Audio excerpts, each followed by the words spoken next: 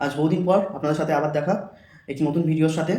আজকে আমরা ডিসকাস করব একটি বিষয়, নাকি না ধরুন কোনো ব্যক্তি, কোনো মৃত ব্যক্তির বা অসুস্থপ্রায় ব্যক্তির কোনো প্রপার্টি কোনো অসৎ উপায়ে নিয়ে নিয়েছে। সেক্ষেত্রে ওই ব্যক্তিটির কী কী পানিশমেন্ট হতে পারে।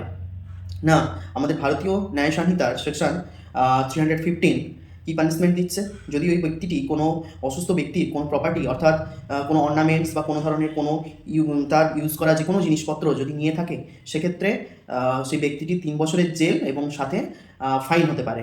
এবং এটা যদি প্রমাণিত হয় যে ওই ব্যক্তিটি ওই অসুস্থ ব্যক্তি বা ওই মৃত ব্যক্তিটির সার্ভেন্ট বা তার ক্লার্ক হয়ে থাকে, তাহলে সেক্ষেত্রে ওই রকম ব্যক্তির 7 বছর অবধি জেল হবে। এই ধরনের বিভিন্ন রকম লিগ্যাল অ্যাডভাইস পেতে হলে আমার চ্যানেলটি ফলো করুন। আর অতি অবশ্যই যারা নতুন দেখছেন আমার ভিডিও, অতি অবশ্যই চ্যানেলটি সাবস্ক্রাইব করবেন। আর ভালো থাকবেন।